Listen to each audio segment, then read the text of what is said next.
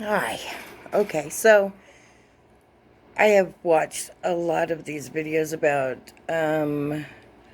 what you need to be prepared, preppers, what do I need, what you should have, the 10 most important things, on and on about preparation. So I'm going to give you my perspective of it because some of these are like, are you kidding me? Because the reality is, most of us don't have like $5,000 to go out and buy all this stuff. So let's get down to bare essentials. All right. You do need food items, canned items, non perishable foods, rice, beans, that kind of thing. But rice and beans aren't going to help you if you don't have water. So you need to have a source of water and you need to have backup water. And I don't care how many of the straws you buy, you would have to suck it up for like hours and spit it into a pot to make yourself some rice, right? I mean, let's just get real. You need to have drinkable water and cookable water. And I say that in two spectrums because I live in an area where the water's not so hot, but it's not dangerous. It's not like the best water in the world. Not even close. Sometimes it comes out like, well, there's no way we're going to even cook with it at that point. But it comes out black sometimes. It's awesome. And then we have water that we drink that comes in bottles. So, or comes, you fill it up in a big bottle and you put it in a little machine, and or you have gallon bottles. And there's a lot of times that we go into town and we save our gallon bottles and we fill them up. The church lets us fill them up for free. They don't care, because I'm using very little water in comparison too, right? So figure out how to have, at least 30 days worth of water that you can drink and that you can cook with. Um, my water that comes out of my tap usually is good enough to cook with because I'm bringing it all the way up to a boil and it's not so awful that you're going to taste it type thing. At any rate, water, non perishable foods. Those are your two. But the third one is something to cook with and to fuel that fire. I don't care whether it's a fire pit and a bunch of wood, although if you live in a cold region, it might suck to stand out there in the snow with your fire pit cooking your dinner. Um, I recommend propane tanks and get the big ones. And then you need a camp stove of some sort. Even if you can use your barbecue grill. Most barbecue grills have like a little propane heater on there. I'm sorry, a stovetop cooker. There's also your little, you can get them now for 15 bucks. And you might need a little conversion thing to hook the pipe, the hose from big propane onto it. There is a little converter thing that you can refill off of your big tank into those little canisters that you use for camp stoves and camp heaters. Speaking of which, because it's winter, you need some kind of heater. Um, and okay, here goes the ad. Mr. Buddy does a great little propane heater. But again, you have to either get the conversion, but you're going to have to get the conversion. So you don't want to go to the store and think that there's always going to be those little tiny canisters. Save them, get a big propane tank, fill that thing, and fill up your little ones. Uh, and doesn't Walmart sell that little conversion thing? No, you have to get online. Okay, Kevin says you have to get it online. What's it called? Disposable tank refill adapter. Disposable tank refill adapter. And it's just a little fitting. So those are my There's number tricks to ones. using it. There's plenty of videos online for that. There are tricks to using it, but there's plenty of videos online to show you how to do it. So YouTube, there you go.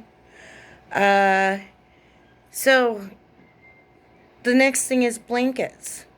And I'm telling you right now, don't go to Walmart and buy those cheapo, oh, they're only $5 blankets. They're not going to keep you warm. Go ahead. If you got the 20 bucks, I mean, if that's all you can get is the little $5 ones, it's better than nothing. But I'd rather spend that on socks than those little flimsy blankets. They're just not worth anything. They're not thick enough.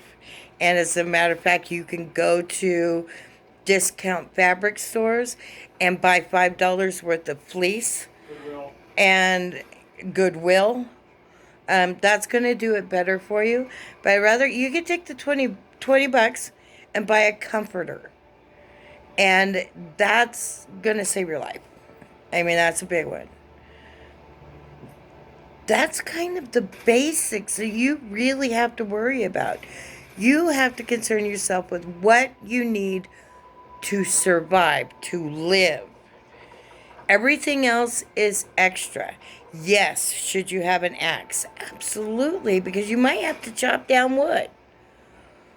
But do you need a chainsaw? Not really. Would it be nice to have a chainsaw? Sure. You see what I mean? Is there wood where you lived? You know, and yeah, is there wood where you live that you can cut a tree? Are pallets chemically treated? Yes. Well, sometimes. Sometimes pallets are chemically treated. I know you can burn some of them, but you kind of know you kind of have to know what kind of wood you're working with. Lots of videos on that. And there are lots of videos on that, as it's been pointed out.